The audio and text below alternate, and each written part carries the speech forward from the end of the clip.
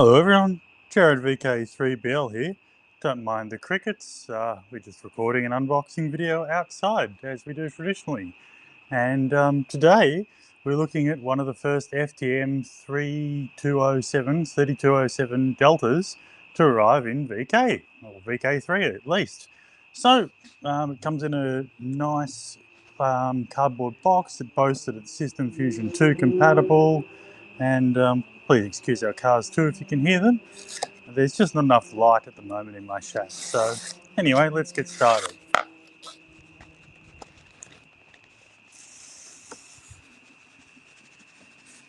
Okay, what have we got here? Oh, get that centered properly. We have, oh, it's a bit windy too, so bear with me.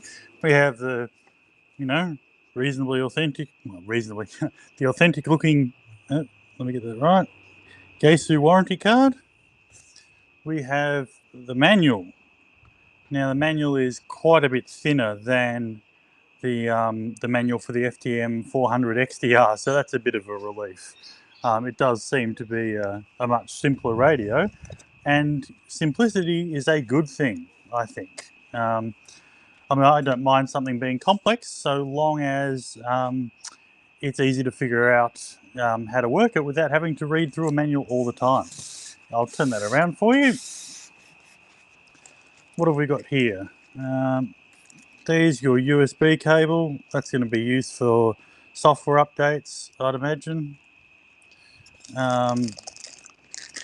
Nice big thick power cable.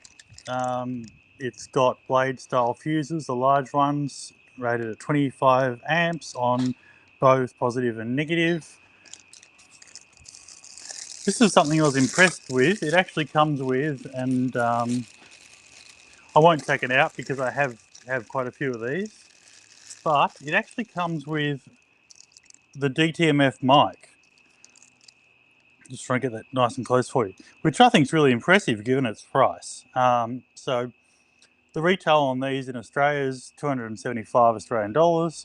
That's barely much more than a handheld, and they'll work with WiseX now. So to get a DTMF mic is just plain awesome, I think. I suppose you need it for WiseX, but generations ago you didn't get that. You get your microphone bracket, you get your stand. It's got trying to see if I can get that, two there, which will be the back, and then 3 in the front for different angles, and some spare fuses, nice to have. What else we got behind there?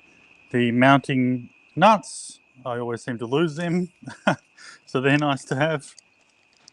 And some other associated mounting hardware. And what have we got here? Double-sided tape to permanently hold things in position. So looks like they've gone to a bit of effort to provide everything you need to mount the radio. Now let's see if we can get that back in there. Put the mic in. Leave the mic sort of like that. Now I've got to give it to them. Oh, sorry, I forgot that. Yaesu always managed to pack a huge amount of things into a very small box, and when you're talking about a power cable that big and thick, they've done well is all I've got to say. I mean, look at the difficulty I'm having and I haven't put the programming cable back in. Now for the part you all wanted to see. Oh, let's try the other way. There we go, perfect. Now the part you all wanted to see, the radio itself. Now, I must admit to having a quick peek at this earlier. So just guard the mic a bit there from the wind, mainly because it wasn't a sealed bag, so there's no tape. It would be hard to see, but there was never any tape on the bag. So I did have a quick peek at just the radio earlier, and I must admit I was incredibly impressed with what the radio is for the money. It's quite heavy, not in a bad way, this is solidly built way. It does come curiously with the S-type connector, the UHF type connector, which all Yaesu radios are tending to do now. I dare say they've sort of bowed to the pressure of the market in that regard. That said, when you terminate to a radio, you're not really terminating into a perfect 50 ohm load. It's more problematic to have a SO239 PL259 or UHF pair of connectors in the middle of your feed line than it is to have it at your radio or at your antenna, where you're naturally going to have impedance bumps and reflections anyway. So I've never experienced it to be a problem. I don't consider it to be a problem, and neither should you. To be honest, I have heard of someone unsoldering it and soldering in, an end connector, but that's not something I would ever do myself or recommend. Now, that aside, I'm very impressed with the heatsink design. The fan itself has a shroud. It blows, I believe it blows forward. I haven't turned it on to know that yet. But either way, it either blows forward or sucks backwards.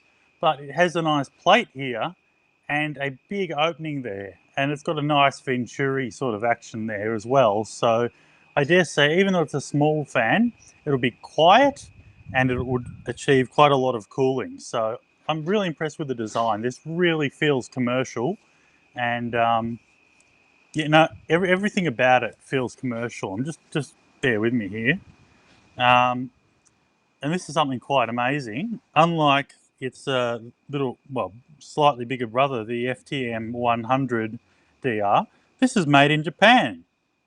Now that's proudly stated on the box, and proudly stated on the radio.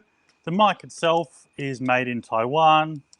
That's probably a step forward for those mics, to be honest. Some of them weren't that special, but I really like it. It feels really solid. In fact, the rotary encoders on this not only are not a shiny plastic, but they actually they've got less play and feel nicer than the ones on my IC7610. So, so far, loving the quality of this radio. Now, we'll test it out on air shortly, but I'm giving it a big thumbs up for the money. It's just amazing, absolutely amazing. So there you go. Now, I'm just going to check the manual because I did have a quick question. Look, yes, even I read the manual sometimes. Where is it? It should... Oh, let's see. Can I cheat and go back to the back of factory specifications? I can. Okay, so it is rated at... Let's see. Where's the rating there? TX 55 watts, so that's quite a lot for a Yaesu amateur radio. It's 55 watts on high, 25 on medium, and 5 on low. It supports channel steps of 5, 6.25, 10, 12.5, 15, 20, 25, 50, and 100 kilohertz. So some nice features there. And the Australian version, which is the USA one, that's what we get shipped with a little sticker over the top. Its TX range is 430 to 450. RX is listed as 420 to 470. So all looking quite good. Can't wait to give it a try. And yeah, what can I say? Hopefully this video, like my IC7610 one, may come in handy for anyone who needs to repackage. And let's just prove we can do that. This is going to be the challenge, isn't it?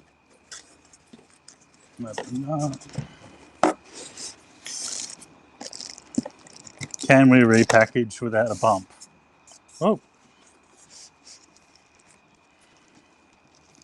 this is the hard part. And yes, I know I haven't put the radio in the plastic. I intend to play with it soon. So we do have a little bump on this side.